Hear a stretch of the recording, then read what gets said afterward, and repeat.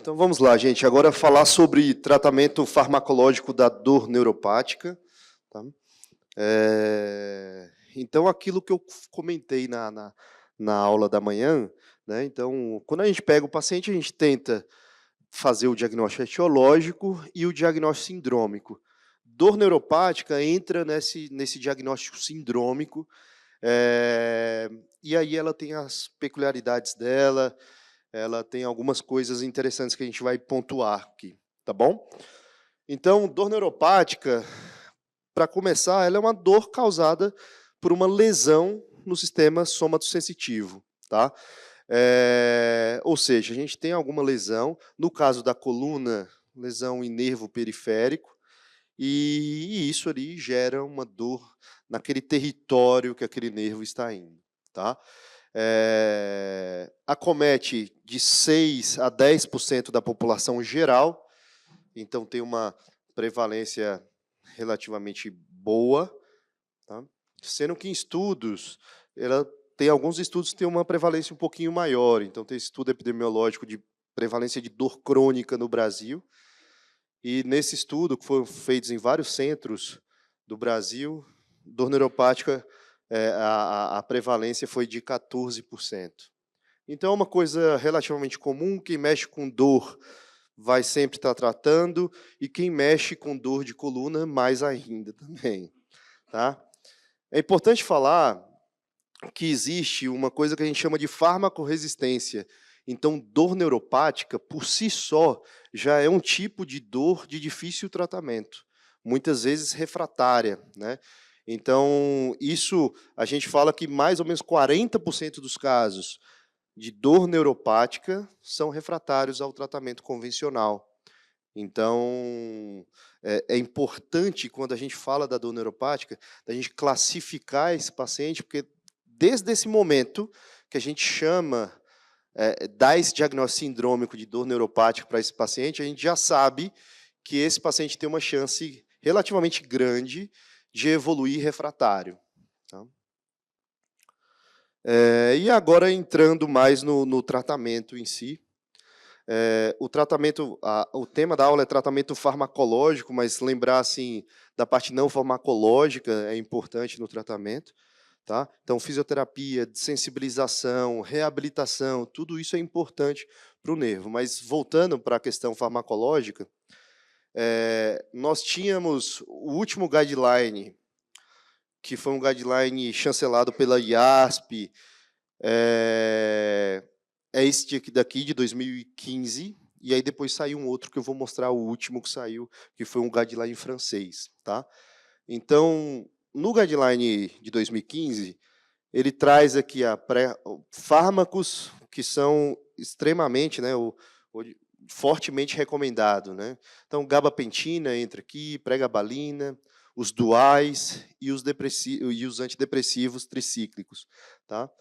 E aí depois entra com uma recomendação mais fraca, outros fármacos, capsaicina, lidocaína, tramadol, toxina botulínica e opioides fortes entram aqui também como terceira linha de tratamento. Tá? Essa aqui é a antiga, eu já vou mostrar a nova.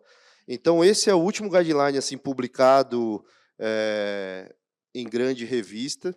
Esse é um guideline francês, que acabou sendo, atualmente, é considerado o guideline europeu sobre dor neuropática. É um guideline que engloba todas as dores neuropáticas, então é o diagnóstico sindrômico de dor neuropática, não é focado para dor de coluna. Tá? Mas a gente usa ele como referência. Ele trouxe algumas coisas novas em relação ao guideline anterior, que eu mostrei de 2015, que eu vou comentar um pouco. Tá?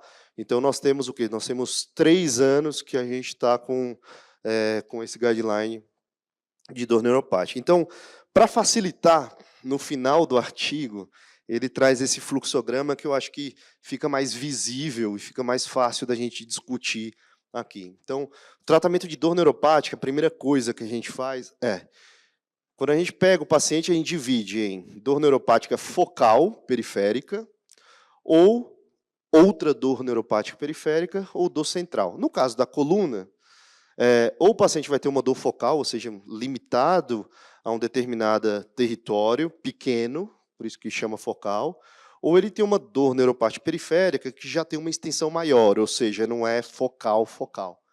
Tá? Isso muda o tratamento, porque quando o paciente tem uma queixa neuropática com uma área, uma extensão pequena, a gente consegue fazer tratamentos locais.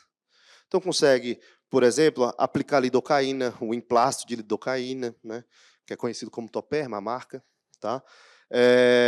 A gente consegue TENS, a capsaicina e a aplicação de toxina botulínica.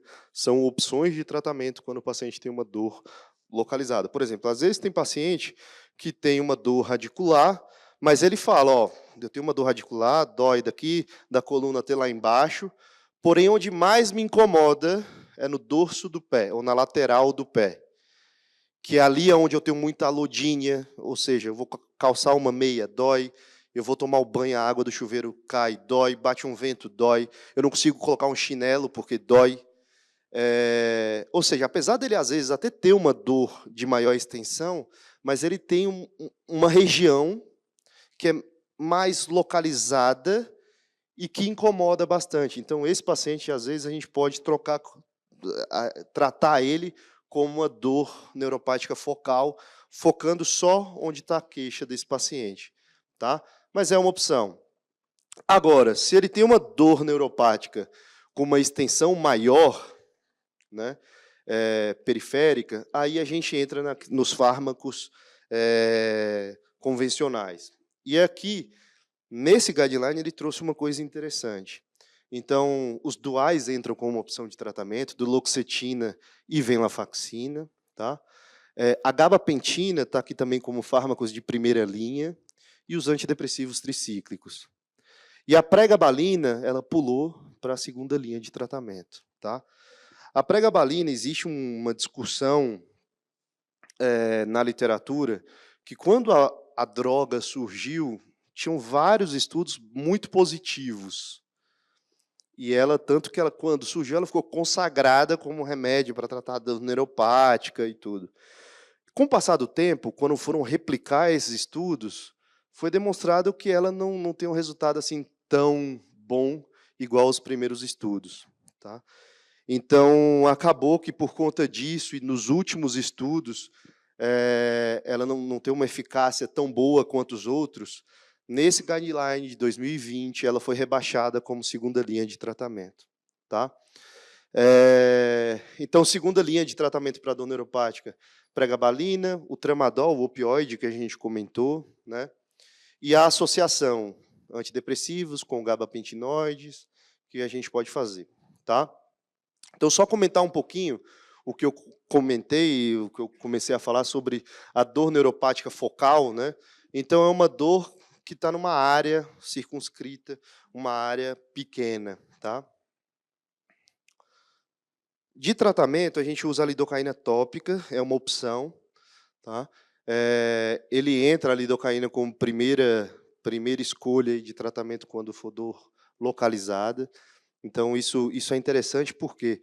Porque sempre que a gente fala de tratamento local, você tem que pensar que é um tratamento que tem poucos efeitos colaterais sistêmicos. Né? Então, esse é um grande benefício. Tá? Então, a gente colocar um remédio que vai atuar só naquela região onde está doendo é uma boa, por isso que a lidocaína entrou como primeira escolha aí no tratamento de dor neuropática localizada. Tá? Tem estudos que mostram que ela consegue reduzir de 30% a 50% da intensidade da dor. Tá? E a qualidade desses estudos é considerada moderada, com perfil de segurança excelente. Lógico, é um remédio que, igual eu falei, poucos efeitos sistêmicos, então ele é muito seguro, por isso que nesse guideline, e ele foi o primeiro guideline também que veio com essa história de tratamento de primeira escolha para dor neuropática localizada, vamos fazer tratamento local. Tá? Então, isso é uma opção. Capsaicina também tem estudos. Capsaicina é uma droga que no Brasil a gente não tem grande disponibilidade. Tem uma conversa que vai chegar a capsaicina esse ano no Brasil, de empresa. Então, a gente está no aguardo, mas é um remédio que tem vários efeitos colaterais. Entre os efeitos colaterais, muito ardor no local onde fica o adesivo, dor, queimação. Quando eu falo queimação, é queimadura mesmo do medicamento na pele. Tá? Então, é um remédio que é muito usado fora do Brasil, e aqui no Brasil a gente usa pouco. Quando usa é manipulado, não é a mesma coisa de um adesivo de uma farmácia industrializado. Tá? E, por último, quando eu falo de dor localizada, a toxina botulínica. A toxina botulínica, ela tem já saíram, já desde 2009 para cá, saíram vários estudos mostrando que a toxina botulínica ela tem um bom benefício no tratamento de dor neuropática localizada. Tá? Aqui mostra o benefício da toxina versus o placebo numa revisão sistemática. Tá? Esse estudo foi um estudo multicêntrico, em que nós aqui em São Paulo participamos, tinha um centro na França e um australiano, que foi um dos primeiros estudos a demonstrar esse benefício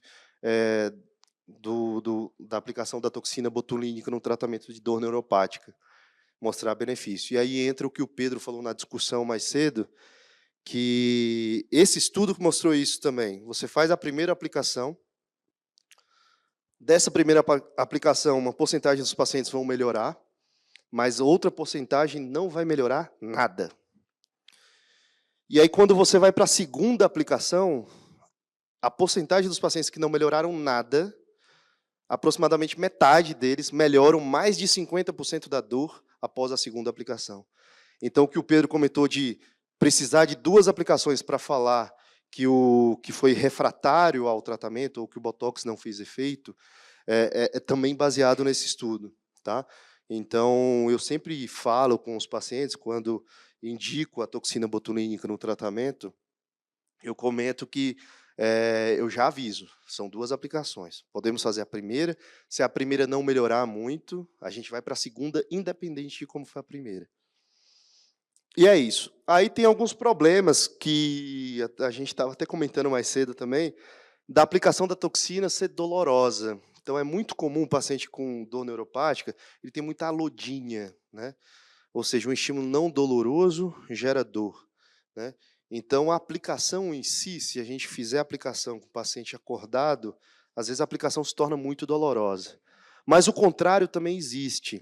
Eu falei alodínia, ou seja, estímulo não doloroso gera dor. Mas tem paciente que tem a dor neuropática e o estímulo doloroso não gera dor, que é a anestesia dolorosa. Então, tem paciente que tolera super bem as aplicações de toxina botulínica, mas tem outros que é quase impossível aplicar. E aí, muitas vezes, esse paciente você tem que fazer uma analgesia, uma sedação nele, uma anestesia, para você conseguir fazer a terapia. Tá? Não é o convencional, mas é uma das possibilidades. Tá? E aí, indo agora para a questão dos remédios, dos medicamentos, existe uma máxima que a geriatria usa muito, mas a gente na dor, a gente também usa, que é comece devagar, comece baixo e vai devagar. E aí vem a terceira parte da frase, que é mais vá. Tá? Porque um grande problema é a gente começa a dosinha baixa, começa devagar e para. Esse é um dos grandes erros que a gente vê assim na prática, de às vezes quem não é especialista na área e tudo, que começa é bem comum, chega no consultório, o paciente, já tomei tudo que é remédio, nada melhora. Aí você vai perguntar a dose dos remédios, tomei gabapentina 1 de 12 em 12 e não melhorou. Não vai melhorar. Ou pré-gabalina, tomei 50 miligramas de 12 em 12 e não melhorei. E assim por diante. Então, essa frase, ela é importante a gente saber, e eu acho que o final da frase, que não está aqui, é o mais importante. Vá. Tem que ir, continue subindo dose de forma lenta, mas progressiva, tá? Até atingir o benefício terapêutico ou algum efeito colateral limitante, tá? Então, em termos do tratamento farmacológico, é isso. Comentando um pouquinho dos tratamentos dos medicamentos, Tá? Então, aqui é uma tabela daquele artigo lá que eu mostrei do guideline francês.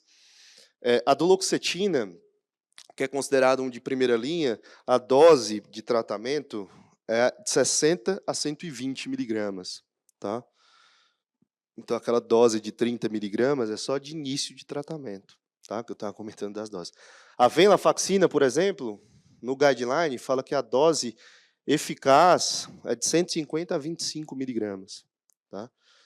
Ou seja, muitas vezes tem paciente que começa com 37,5, aí sobe para 75, e aí não progride. Né? Então, a gente precisa progredir. Igual eu comentei no início, nós estamos diante de uma patologia que, por si só, quase metade dos pacientes são refratários. Então, a gente precisa progredir. Gabapentina, a dose de tratamento é de 1.200 a 3.600 dia. Né? E aí o paciente, igual do exemplo que eu dei, usa 300 duas vezes ao dia, ou seja, usa 600 miligramas, dose bem subterapêutica. Na prática, por exemplo, mas você tem paciente que você usa 600 dia? Tenho. Eu tenho um paciente que usa 300 miligramas dia. E ele fica super bem. Tá? E eu falei, mas isso é dose subterapêutica. Vamos tirar esse remédio, não precisa desse remédio. Aí tira, a dor volta. Aí o cara volta 300, melhora.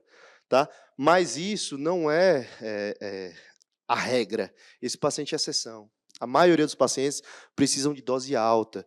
Se você pegar os estudos que mostram o efeito com gabapentina, os estudos, tem estudo, por exemplo, de tratamento de dor neuropática, que a dose mínima do estudo foi 2.400 miligramas dia de gabapentina. Tá? Então, é importante estar progredindo a gabapentina. E os antidepressivos tricíclicos, amitriptilina, nortriptilina, com uma dose aí entre 25 e 150 miligramas dia, tá? Que a gente pode usar. As outras opções, a pregabalina entra como uma orientação mais fraca, tá? Tramadol, um opioide também. A associação de fármacos também entra aqui como uma possível coisa para a gente fazer, que é a segunda e terceira linha. E terceira linha, aqui tem escrito assim, na ausência de alternativa, ou seja, você já fez tudo, o paciente continua com dor, opioide forte. Tá?